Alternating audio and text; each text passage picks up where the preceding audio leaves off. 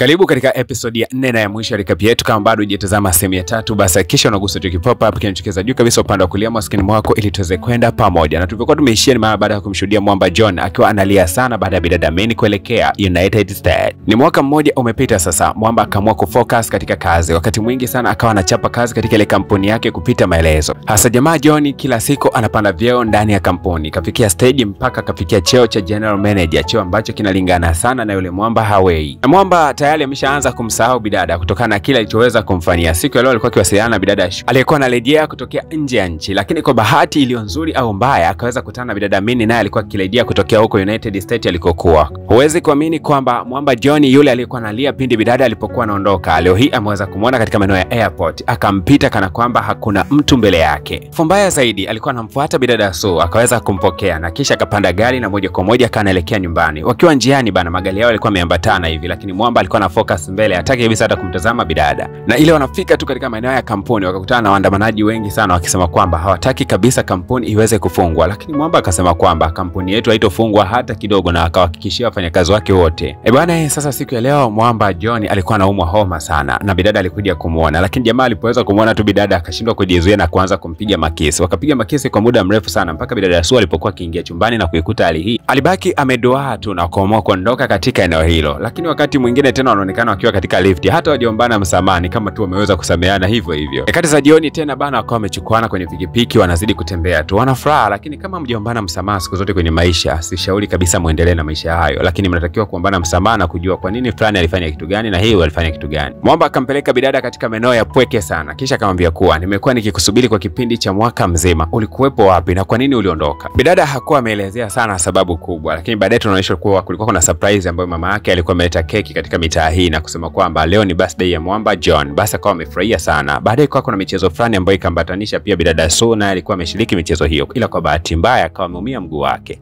Mwamba John akaenda kumtibia bidada, na wakati huo anamtibia alikuwa anamtibia kinamna fulani kimahaba fulani hivi, kitu ambacho baadaye kikasababisha waweze kukaa hawa wawili na kuanza kuulizana maswali. Sasa bidada Su anamuuliza Mini kwamba je, bado unampenda Mwamba John? Lakini bidada akasema hapana, simpendi kwa sasa. Lakini siku ya leo bidada pia akapokea ujumbe kutokea hospitalini. Kumbuka kwamba alikuwa na matatizo fulani hivi, na siku ya leo akaambiwa na daktari kwamba ana tatizo fulani hivi katika damu yake, kitu ambacho kinasababisha seli hai nyekundu zinashindwa kutengenezwa kwa wingi zaidi ndani ya mwili wake. Akaambiwa kuwa hakuna njia nyingine ya kuweza kumtibia zaidi ya kufanya upandikizaji, kitu ambacho bidada alijikuta tu anaingia katika dimbwi la mawazo. Basi akachukua ile filimbi ambayo Mwamba alikuwa amempatia zamani sana, akaanza kuipuliza. Mwamba John alisikia mlio huu wa filimbi, lakini ghafla tu wakati anatoka bidada akaanza kumzuia yule Su na kumwambia kuwa unaelekea wapi? Mwamba akasema kuwa nimesikia kana kwamba kuna mtu ananiita. Katika harakati za kuendelea kukimbia kuelekea huko ambako amesikia sauti ya filimbi, basi akakuta Mwamba Hawei akiwa anamkumbatia bidada. Tena ni mara baada ya kumwambia kuwa anampenda. Kwa bidada akawa amemkumbatia jamaa ambaye amemwambia anampenda. Sasa hii ni ishara ya kwamba je, amemkataa au amemkubali? Lakini bila shaka hii inaweza kuwa ni ishara ya kwamba amekubaliwa Mwamba. Mwamba John akaondoka kwa huzuni sana, akijua kabisa kwamba bidada tayari ameshamkubalia Hawei na wana date kwa sasa. Na bidada akamfungukia Mwamba Hawei kwamba alisababisha yeye kuweza kuondoka ni huyo Mwamba John, kwa sababu aliweza kufumania kuna baadhi ya picha ambazo zilikuwa zimetumwa kwenye namba yake. Basi bidada akawa amuonesha Mwamba, jamaa akazitazama hizo picha akagundua kuwa aliyefanya tukio hili lazima si mwingine zaidi ya mjomba wake. Na baadaye Hawei akamfuata huyu babake na kuanza kumfokea, lakini babake akasema kuwa nimeweza kuyafanya haya yote kwa sababu nilikuwa nataka wewe ndio uje kulisi kampuni. Usipokuwa hivyo basi Mwamba atakuja kulisi kampuni yule. Lakini haya mazungumzo yote bidada Shu alikuwa anayasikia vizuri tu, akaamini kwamba kama akianza kudate na Hawei basi bila shaka yoyote ile atakuja kuwa ni mtu mwenye pesa zaidi, kwa sababu Mwamba anaandaliwa kuja kulisi kampuni. Na wakawa wamepanga kwenda kuliharibu penzi la Mwamba John mazima kabisa. Ikafika stage bidada Shu akaanza kumkisi John mbele ya macho ya bidada. Bidada Mini alimwakia sana Mwamba na akamweleza kila kitu kwamba nimeweza kuzifuma picha, lakini leo nimekuja kujionea mbele ya macho yangu. Mwamba akakataa na kusema kwamba hizo picha mimi sikupiga, ndio maana unaona kwamba nilikuwa nimelala, lakini pia hata siku ya leo nimeweza kukisiwa pasipo hata mapenzi yangu. Bana, basi nyakati hizi bidada alikuwa mwepesi sana kuweza kuelewa, na mwisho wa siku akakubaliana kwamba watapendana mpaka mwisho wa maisha yao. Bidada akawa ameondoka katika eneo lile. Na huku nyumbani kumbuka kwamba mama mtu anampenda sana yule bidada Shu. Akawa anamwambia leo Mwamba kwamba leo unatakiwa bana ujiandae, kwa sababu unatakiwa kumuoa bidada Shu, ndio mtu ambaye nimeona mimi ni sahihi kwa ajili yako. Mwamba akawa hana namna yote ile, yani anakubali kumuoa mtu ambaye hata ampendi. Na kumbe Mwamba John anakumbuka tukio lote la kuweza kutelekezwa katika maeneo ya mapoli. Akamfuata anko wake yake na kuanza kumwambia kuwa na kulaumu sana kwa kitendo cha kunitelekeza katika mapoli. Ukizani kuwa sifahamu, lakini najua kila kitu. Hasa Mr. John bana alianzishaga mashindano ya baiskeli kwa watoto wadogo. Kwa bahati mbaya kuna mtoto mmoja alipata ajali mbaya sana, kitu ambacho kikasababisha waanze kumtilia shaka kwamba michezo yake haina maana kabisa. Lakini kumbe bana hizi baiskeli zilikuwa zinatengenezwa na mwamba mmoja anayefahamika kama Juan. Na lakini kumbe mjomba mtu alikuwa amefika eneo hili mapema kabisa na akamsi huyu Juan kutengeneza baiskeli ambazo hazina ubora, na kisha akamwahidi kumlipa pesa nyingi sana, ila anataka tukio lolote liweze kutokea katika ile mashindano ya watoto ili mwamba John aweze kuharibiwa sifa yake. Haya yote yanayoendelea Hawei alikuwa akiona yote na anajikuta anaanza kumchukia sana babake kwamba ni kwa nini baba anamfanyia hivi John, na kwa nini eti kisa tu mahali mimi niweze kulisi mali ambazo zina dhuluma ndani yake. Na siku ya leo katika kikao cha bodi mwamba akatokea mbele na kusema kuwa mimi siko tayari kushindania nafasi yoyote katika kampuni hii. Nadhani kwamba sina vigezo vyovyote vile vya kuendelea kuwa mmiliki ama mtu ambaye anapaswa kulisi kampuni hii. Kuanzia sasa hivi najitoa. Hasa kwa kuwa mwamba Hawei ameweza kujitoa katika kushindania kampuni, basi moja kwa moja mtu anayepaswa kulisi kuanzia sasa hivi hakuna mwingine zaidi ya huyu mwamba John. Basi bwana akawa ameitwa katika kikao cha familia na haraka sana anatakiwa kufunga ndoa na bidada Shu. Lakini mwamba John akazungumza mbele ya watu wote kwamba hayuko tayari kufunga ndoa na bidada Shu kwa sababu yeye mtu anayempenda ni bidada Min. Kama wanataka apate amani katika ndoa yake, basi ni vyema angemuoa Min ambaye wanapendana naye. Lakini bidada Min akatoka kwa hasira sana kwa sababu anajua kisa kwamba maisha yake huenda akawa ni mafupi na hahitaji mwamba aweze kumuoa, mwisho wa siku jamaa abakie mgane. Akawa ameamuru kwamba kwani usimuoe tu ile bidada, lakini mwamba kalalamika na kusema kwamba mimi nakupenda wewe, nataka nikuoe wewe bana. Na mwamba akamwandalia bidada kila aina ya zawadi na mwisho wa siku akamkabidhi pete na kumwambia kuwa nataka tuzeeke pamoja, tukawe na baba na mama, lakini pia tukawatunza watoto wetu siku moja. Naomba nikuvishe pete hii, ishara ya uchumba. Basi moja kwa moja kama mbishe bidada pete na wakaweza kukisa. Wakati huo kundi la watu wengi sana wakatimba katika maeneo hayo wakiwa na mabaloni na vitu kama hivyo, wanafurahia mahusiano ya hawa watu wawili. Lakini ghafla tu bidada akawa ameweza kuanguka chini. Moja kwa moja akamchukua na kumpeleka hospitalini. Madaktari wanasema kuwa anatakiwa kupandikiziwa uroto ama bone marrow katika mifupa yake, na mtu pekee ambaye alikuwa amemchagua ni huyu bidada ambaye ni dada yake na bidada Min. Lakini kwa bahati mbaya huyu bidada akaona kuwa ni kama familia yake haimjali sana, akawa ameondoka kwa hasira. Na baadaye walienda kumbembeleza sana dada yake, na mwisho wa siku dada mtu akaweza kujitoa na kuweza kumsaidia bidada Min kuweza kupona. Baada ya kupona tu siku ya leo mwamba alikuwa ametoka na bidada Min na akawa anaelekea katika mapango kwenda kumtembelea sasa yule Father Wolf. Walipofika walikuta Father Wolf hali yake sio nzuri. Bidada akawa amebakia pale akiwa anamfariji, lakini mwamba akaenda kwenye milima na kwenda kuchukua dawa ili aweze kumtibia. Father Wolf aliweza kuitafuna ile dawa na mwisho wa siku hali yake ikawa imerejea kidogo. Wakaamua sasa kurudi nyumbani huku. Lakini walipoweza kufika nyumbani babu alikasirika na kusema kuwa ili uweze kulisi ile kampuni lazima umuoe bidada Su na sio bidada Min ambao wewe umeweza kumchagua. Lakini mwamba akasema kwamba basi mimi niko tayari kuachilia hiyo nafasi na achukue mtu mwingine. Lakini pia mwamba Min alipata taarifa ya kwamba mjomba wake ndiye alikwenda kuongea na ile kampuni ya utengenezaji wa baiskeli ili watengeneze baiskeli mbovu ili jina lake udogo liweze kuchafuliwa. Anakamfuata siku leo akaanza kumwambia kuwa ni kwa nini unaniombea mabaya, unanifanyia mabaya, mtu nisiyekuwa na madhara kwako hata kidogo. Na mwamba akahitimisha kwamba nimekaa kimya kwa muda mrefu, lakini awamu hii nitachukua hatua. Anko akashtuka kwamba hii ni vita mura, akaamua sasa kuanza yeye na action. Mwisho wa siku bana mwamba akiwa amemchukua bidada wanakwenda kufunga kandoa fulani hivi kama